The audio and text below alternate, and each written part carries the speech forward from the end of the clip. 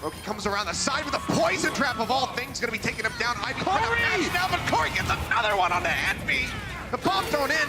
Sounds I'm just trying to zone him out. Corey looking for another angle, spots him.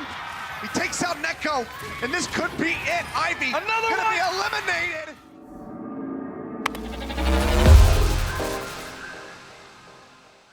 Day 2 of Stage 2 of the Overwatch League was bound to prove to be very interesting with the meta changes coming in, despite some seemingly straightforward matches. The first match, where the reigning champions London Spitfire should have been able to easily crush the Florida Mayhem, who had only won one game last stage, proved to be a bit of a challenge for them as London struggled to find a way through Florida's bunker composition without heavy use of ultimates. Field again is removed, and our Sire player is going to get racked by Prophet. He brings down a barrage, and the Spitfire finally cracked the code. Florida Mayhem, now debuting an all-Korean squad, were looking to move on from a shaky Stage 1 where they had gone 1-6. London Spitfire, a team struggling in their own right in Stage 1, was the perfect opportunity. Keeps getting taken lower and lower, and the Spitfire are breaking ranks to avoid his explosive damage. Fury drops him a package at the front door. Jester though, the easy it is to shield bash him now. Jester tries to go for the Earth Shadow, but it's going to get shut down. Zephyr pushes straight in now. The Graviton surge to follow up, and Nuss, the sound barrier. It's all but gone now as Zephyr picks up 2 with a self. And with that overtime hold on their defense moving into the offense, they had a ton of time with which to take that first point, that first third, and Florida Mayhem evened up the series on Hanamura. This put them in that opportunity that they were looking for, Paul, and initially, at least, it looked pretty good for them. Oh, Meter, and that's a huge laydown here from Swan. Even with the sound barrier of Nuss, it's not going to be enough to keep the Spitfire up and fighting. Damn, this has been dominant so far for Florida. It was a valiant effort from London Spitfire, but ultimately their time bank was burnt to a crisp, and Florida Mayhem rolled through on their offense. Second left on the clock, and Birdering is trying to keep this one contested. He can only do so much, and now Fury steps up to the plate. Seismic Slam comes down, and it will get a Chris to fall means that the Florida Mayhem are without supports. This might be a clean sweep, and this fight is BQB is silenced with a flick of the flail from Birdring. Alas for them, it wasn't to last as Prophet comes through looking pretty good. Mayhem, though they do close out the map with time remaining, end up kind of awkwardly finishing up their defense and end up with the draw on Eichenwald. Corey playing around the side, but getting focused, taking a lot of damage. And it seems like Toronto Defiant, despite the early transcendence from Neko, they will be able to maintain control here. Just have to finish off a few members of the Washington Justice to close out Garden. We're seeing a huge enough in the end to flip the point. Got him on the wall too. Impressive, different mechanical. Moving over to the Washington Justice versus the Toronto Defiant, we actually saw the debuts of 2 more players, 3 in fact, if you count later on down the road, as Art came into that starting main support position for the Justice, and Asher making his Overwatch League Season 2 debut on the Toronto Defiant starting roster. Neko looking for a little bit more. Envy going low, will get taken down. Double kill over to him, make it a triple as Aid will also be eliminated. They will actually hold this up.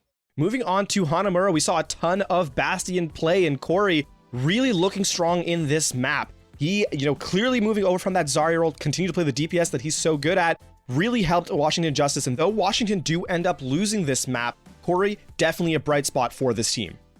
He gets to hold the Dragon Strike now, and that's massive for taking control at this point. A decent tag there on Ivy, instantly forcing out the recall.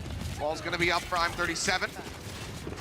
Duke it out. The Storm Arrow's not quite getting the connection. He's going to get nanoed up and actually finds the shot. Corey is in the house. Takes him down. Looking for a little bit more. It's going to be another one. The Sonic Arrow in on the arrow. Takes him down. Gets Neko. Corey, you are a monster.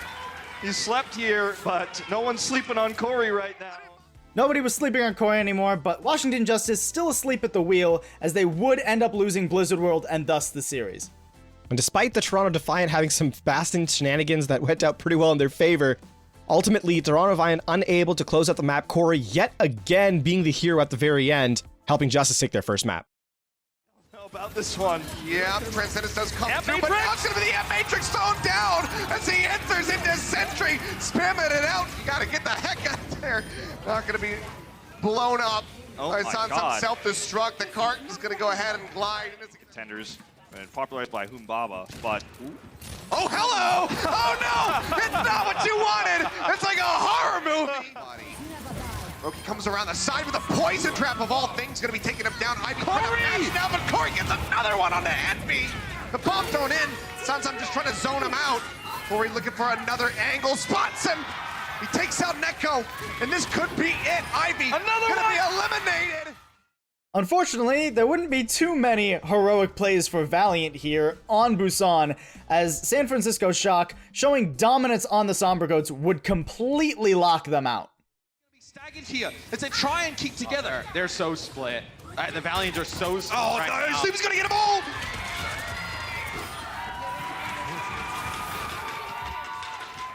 Why do you not just pull out there? The Valiant lingered for quite some time. Yeah, it was quite odd, and I think what you're seeing right now is Sinatra's been able to pick up the space like 2 or 3 times throughout this far. I believe like 2. But you have that DPS player of Sinatra going up against.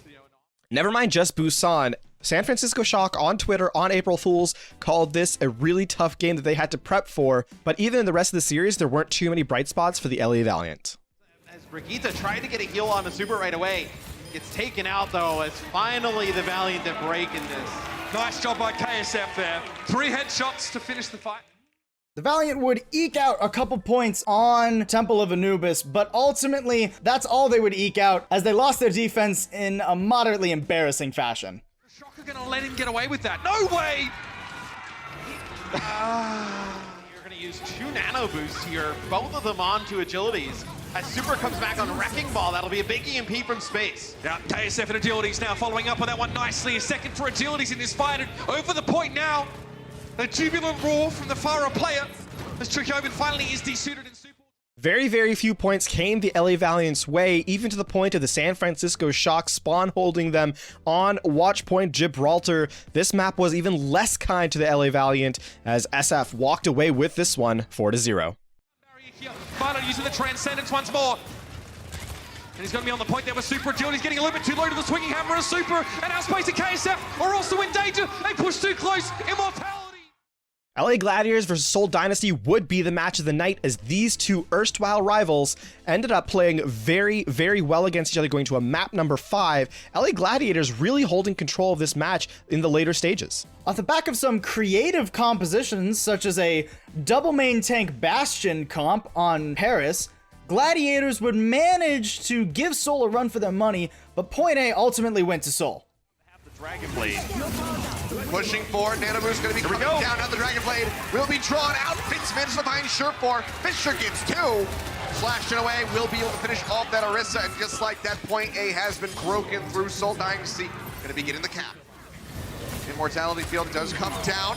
Sure4 is gonna be melted away. Comes up with a double kill, doesn't even need that Amp Matrix. Let's just go ahead and sack him on top.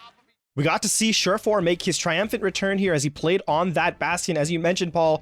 And with the combination of Big Goose, a couple of really, really clever plays, helping them to hold out point B and end up taking the victory on Paris.